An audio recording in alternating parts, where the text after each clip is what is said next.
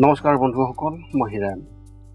আজি আপোনালোকক আগন্তুক 2025 বৰ্ষটোত তুলা ৰাশিৰ ব্যক্তিসকলে কেনেদৰে ফলাফল লাভ কৰিব তাৰে সম্পূৰ্ণ তথ্য আপোনালোকক এই ভিডিঅ'টোত আগবঢ়োৱা হৈছে। প্ৰথমে মোৰ চেনেলটো আপোনালোকে ছাবস্ক্ৰাইব কৰি ল'ব, যাতে মোৰ পিছৰ ভিডিঅ'বিলাক আপোনালোকে সহজে লাভ কৰিব পাৰে। লগতে মোৰ ভিডিঅ' যদি ভাল লাগে তেন্তে লাইক আৰু শ্বেয়াৰ কৰিব, কমেণ্ট কৰি আপোনালোকৰ মনোভাৱ প্ৰকাশ কৰিব। এতিয়া আহোঁ মূল বিষয়লৈ। আজি এই ভিডিঅ'ৰ উদ্দেশ্য হৈছে আপোনালোকে এই 2025 বৰ্ষটোত কেনেদৰে ফলাফল লাভ কৰিব। আজি আপোনালোকক নতুন বছৰৰ সন্দৰ্ভত আপোনালোকৰ জ্ঞাতাৰ্থে সকলোৰে জানিবলৈ সকলোৰে বাবে এই ভিডিঅ'টো প্ৰস্তুত কৰিছোঁ।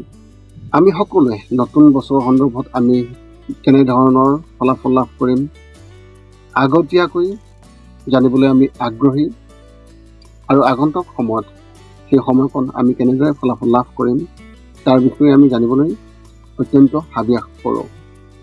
আপোনাৰ পৰিয়াল, বিত্ত, প্ৰেম, কেৰিয়াৰ, শিক্ষা, স্বাস্থ্য আদিৰ লগত জড়িত এই নতুন বছৰটোৰ সন্দৰ্ভত আপোনাৰ মনত বহুতো সন্দেহ থাকে।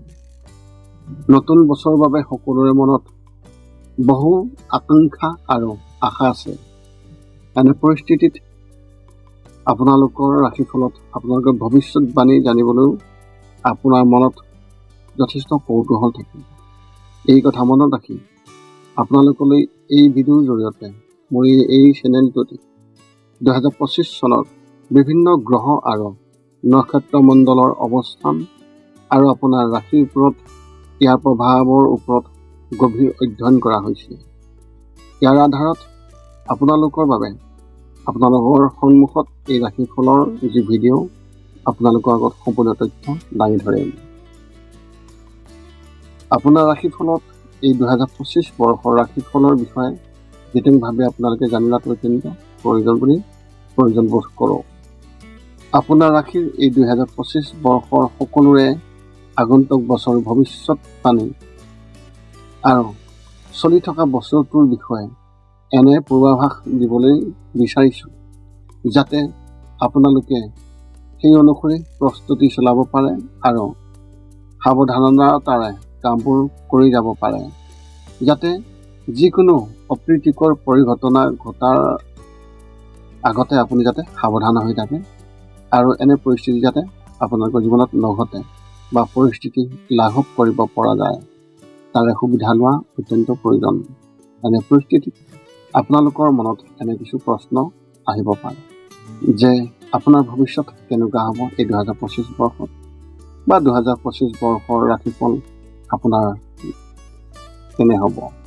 আৰু আপোনাৰ মনত আহিব পাৰে যে আপোনাৰ এই 2025 বৰ্ষত আপোনাৰ জীৱনলৈ কেতিয়া ভাল সময় আহিব, ইয়াৰে কোনটো মাহ আপোনাৰ বাবে অত্যন্ত ভাগ্যশালী আৰু কেতিয়া আহিব আপোনাৰ বাবে এটা ভাল দিন। গতিকে এই সকলোবোৰ সন্দেহ আৰু প্ৰশ্নৰ সম্পূৰ্ণ অন্ত পেলাবলৈ আমি আপোনালোকক এই 2025 বৰ্ষৰ আপোনাৰ ৰাশিফলৰ সৈতে জড়িত সকলো তথ্য আগবঢ়াইছোঁ, যিটো আমি এই ভিডিঅ'ৰ জৰিয়তে আপোনালোকক জনাব পাৰিছোঁ। ইয়াত আপুনি সকলো কথা বিশদভাৱে আপুনি তথ্য পাব, যেনে আপোনাৰ পাৰিবাৰিক পৰিস্থিতি আৰু আপোনাৰ সম্পৰ্কৰ ভাৰসাম্যতা, ব্যৱসায়, চাকৰি আৰু কেৰিয়াৰৰ অৱস্থা, কলেজ বা স্কুলত অধ্যয়ন কৰা ছাত্ৰ ছাত্ৰীৰ শিক্ষাৰ অৱস্থা, প্ৰতিযোগিতামূলক পৰীক্ষাৰ বাবে প্ৰস্তুতি চলোৱা ছাত্ৰ ছাত্ৰীসকলৰ ভৱিষ্যত প্ৰেম জীৱন, বৈবাহিক জীৱন বা বিবাহৰ সংমিশ্ৰণৰ অৱস্থা, শাৰীৰিক আৰু মানসিক স্বাস্থ্যৰ মূল্যায়ন। গতিকে এইদৰে আপুনি আপোনাৰ জীৱনত ঘটিব পৰা সকলো কথাৰ তথ্য লাভ কৰিব পাৰিব। গতিকে আমি পলম নকৰি আপোনালোকৰ এই 2025 বৰ্ষৰ ৰাশিফলৰ বৰ্ণন আগবঢ়াইছোঁ। পাৰিবাৰিক ক্ষেত্ৰত এনেধৰণৰ, এই বছৰটো আপোনাৰ পাৰিবাৰিক জীৱন সৰ্বোত্তম বুলি প্ৰমাণিত হ'ব। ঘৰত কিবা এটা বা আনটোক লৈ সুখ থাকিব। কিছুমান নতুন বস্তু ঘৰলৈ আহিব পাৰে, যেনে নতুন গাড়ী, নতুন ফ্ৰিজ বা আন কিবা। আপোনাৰ ভাইটি বা ভনীয়েকৰ লগত ক'ৰবাত ওলাই যোৱাৰো পৰিকল্পনা কৰিব পাৰে। মাক দেউতাকৰ স্বাস্থ্যৰ যত্ন লওক, কাৰণ বিশেষকৈ জুন জুলাই মাহত দুয়োৰে যিকোনো এজনৰ স্বাস্থ্য অলপ দুৰ্বল হ'ব। চুবুৰীৰ মানুহৰ লগত উন্নত সম্পৰ্ক গঢ় লৈ উঠিব আৰু আত্মীয়ৰ পৰা কিছু ভাল খবৰ শুনিবলৈ পাব। আৰ্থিক ক্ষেত্ৰত এনেধৰণৰ ব্যৱসায়ত লোকচানৰ বাবে ঘৰৰ আৰ্থিক অৱস্থা ভাল নহ'ব। আপোনাৰ সন্তানৰ শিক্ষাৰ বাবে বা তেওঁৰ কেৰিয়াৰক আগুৱাই নিয়াৰ বাবে আৰ্থিক খৰচ বৃদ্ধি পাব। এনে পৰিস্থিতিত ঘৰৰ মহিলাসকলে কিছু সমাধানৰ পৰামৰ্শ দিব পাৰে, যিয়ে আপোনাৰ আৰ্থিক জীৱন যত্ন লোৱাত সহায় কৰিব। এনে পৰিস্থিতিত তেওঁলোকৰ মতামত ভালদৰে শুনিব আৰু ইয়াক কেনেকৈ কাৰ্যকৰী কৰিব পাৰি সেই বিষয়ে বিবেচনা কৰিব। যদি আপুনি কৰ্মৰত অৱস্থাত আছে, তেন্তে বছৰৰ আৰম্ভণি স্বাভাৱিক হ'ব, কিন্তু এপ্ৰিল আৰু মে' মাহত আৰ্থিক লাভৰ লক্ষণ নিশ্চিতভাৱে দেখা গৈছে। আপুনি আপোনাৰ কামৰ বাবে প্ৰৰোচনা পাব বা আপুনি আন কোনো ক্ষেত্ৰৰ পৰা আৰ্থিক লাভ পাব। আপোনাৰ গুৰুত্ব অধিক ধনৰ ওপৰত থাকিব আৰু ইয়াৰ বাবে আপুনি নিৰন্তৰ প্ৰচেষ্টা চলাব। ব্যৱসায় আৰু কেৰিয়াৰ ক্ষেত্ৰত এনেধৰণৰ, যদি আপুনি এজন ব্যৱসায়ী, তেন্তে এই বছৰ বিভ্ৰান্তিৰ সৃষ্টি হ'ব।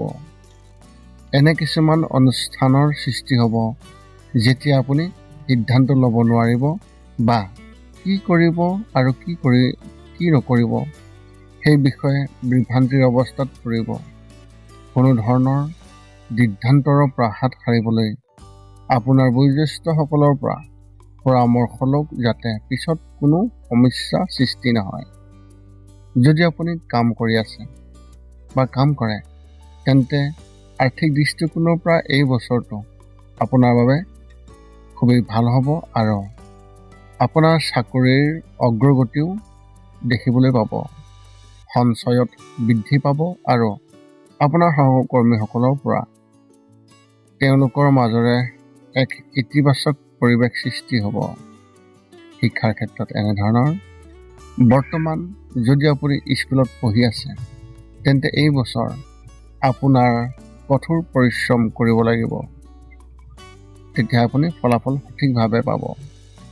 সকলো পৰীক্ষাতে সফলতা লাভ কৰিব আৰু আগস্থানত থাকিব।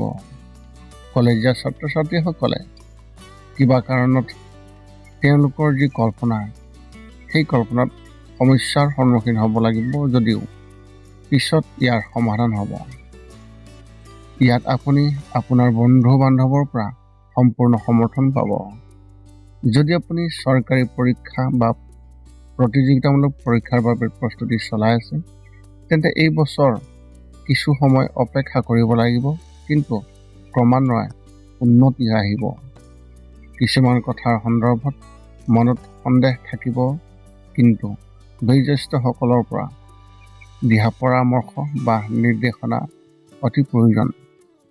প্ৰেমৰ ক্ষেত্ৰত এনেধৰণৰ, যদি আপুনি বিবাহিত, তেন্তে এই বছৰ আপোনাৰ ঘৰত কম আৰু বাহিৰত বেছি সময় মনোনিৱেশ কৰিব, যাৰ বাবে আপোনাৰ পত্নীৰ বা স্বামীৰ সৈতে বিভাজন হ'ব পাৰে। সময় দিব নোৱাৰাৰ বাবে আপোনাৰ পত্নী বা স্বামীও আপোনাৰ ওপৰত হতাশ হৈ থাকিব পাৰে। প্ৰেমৰ সম্পৰ্কৰ ক্ষেত্ৰত আপোনাৰ বাবে এই বছৰটো হ'ব অস্থিৰতা। যদি ঘৰৰ বাহিৰত চলি থকা যি কথা, সেই কথাত হয়তো তেওঁলোকৰ এক বিশেষ চূড়ান্ত সিদ্ধান্ত ল'ব, কিন্তু আপোনাৰ ঘনিষ্ঠ কোনোবাই হয়তো ইয়াক বন্ধ কৰিবলৈ চেষ্টা কৰিব। এনে পৰিস্থিতিত আগতীয়াকৈ সাৱধান হওক আৰু বাহিৰত ঘৰুৱা কথা কোৱাৰ পৰা বিৰত থাকক।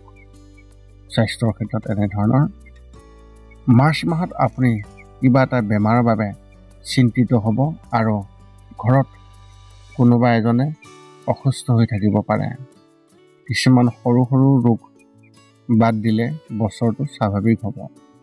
মানসিক চাপ থাকিব যদিও ধৈৰ্য ধৰিলে আৰু যোগাসন কৰিলে সেই সমস্যাৰ পৰা আপুনি যথেষ্ট পৰিমাণে পৰিত্ৰাণ পাব। আপোনাৰ এই বছৰত শুভ সংখ্যা হিচাপে 4 আৰু শুভ ৰং হিচাপে আপুনি বগা ৰং ব্যৱহাৰ কৰিব পাৰে। তুলা ৰাশিৰ ব্যক্তিসকলৰ এক বিশেষ পৰামৰ্শ এনেধৰণৰ, যদি আপুনি বিবাহিত অৰ্থাৎ আপুনি যদিহে বিবাহ হোৱা 10 বছৰতকৈ অধিক হৈছে, তেন্তে এই বছৰ আপোনাৰ পত্নী বা আপোনাৰ স্বামীৰ সৈতে অপ্ৰত্যাশিত কিবা এটা হোৱাৰ সম্ভাৱনা আছে, যিটো অধিক নেতিবাচক যেন লাগিব। এনে পৰিস্থিতিত তেওঁলোকৰ সম্পূৰ্ণ যত্ন লওক আৰু কোনো ধৰণৰ ৰিক্সি কাম কৰিবলৈ আগবাঢ়ি নাযাব আৰু নিদিব।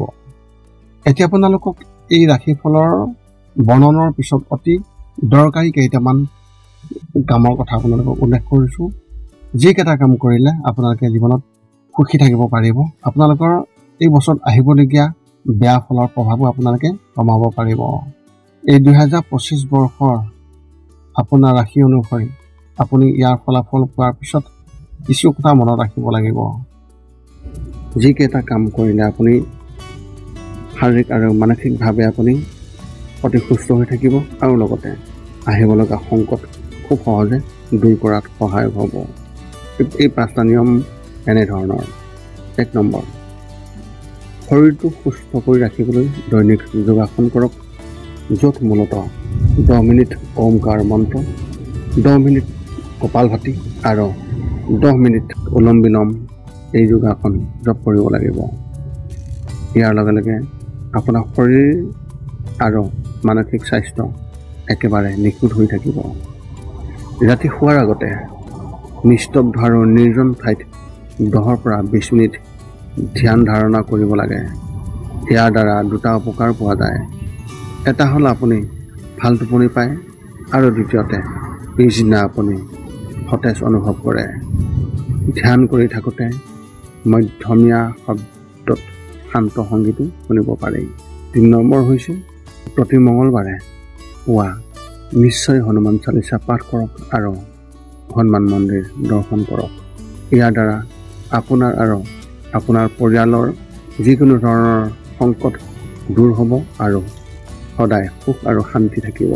4 নম্বৰ হৈছে, প্ৰতিদিনে ঘৰৰ বাহিৰত গৰু আৰু কুকুৰক নিশ্চয়কৈ আহাৰ খুৱাওক।